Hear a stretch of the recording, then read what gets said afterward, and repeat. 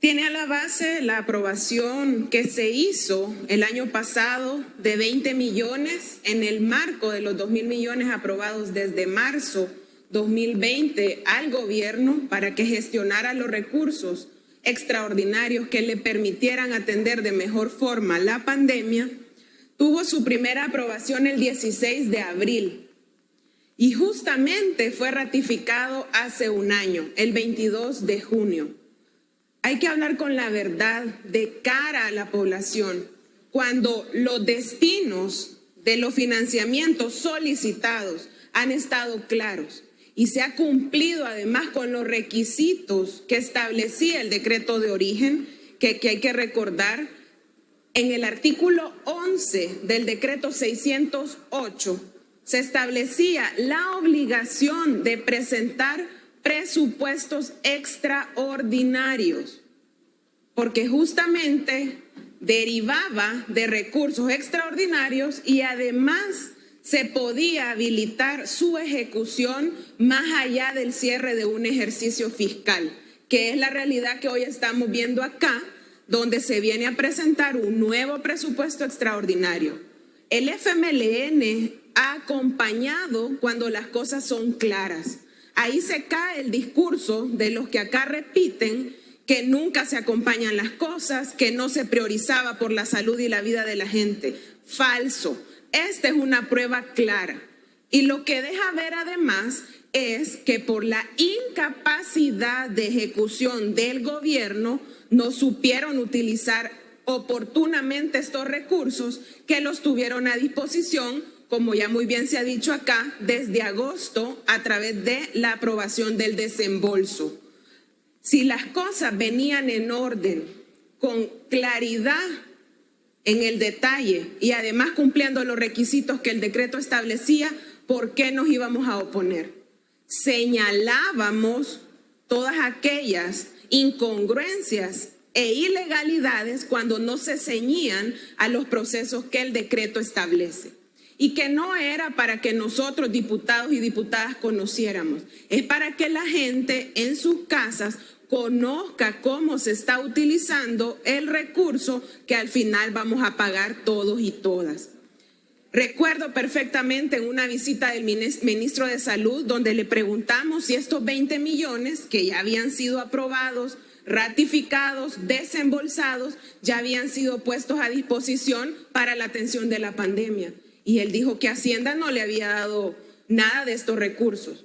Y por eso destaco, ha habido recursos de manera oportuna y lo que ha faltado acá es capacidad de ejecutarlos. Si no, no tuviéramos hoy que aprobar un nuevo presupuesto para este año y además una parte para el 2022. No es cierto, y lo reitero, cuando se dice que no se ha votado por las cosas cuando han sido justificadas. Esas malas intenciones de creer que nos oponemos por todo o que no vamos a acompañar cosas, no les va. Pero no vamos a permitir que se siga en la lógica, y aunque acá se diga que se habla de más deuda, pero es que es cierto, es más deuda. No podemos ponderar un derecho por otro, hay que hacer una administración responsable. Y en esto el tema de los recursos públicos tiene que ver.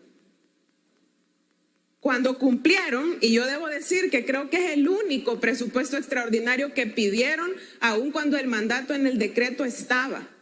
Todo lo demás, así como hicieron el uso ilegal del Fondo de Protección y Mitigación de Desastres para evitar el eje contralor de acá de la Asamblea y asignar recursos sin destinos claros, tampoco se ceñían a lo que la ley les mandataba en cuanto a esto.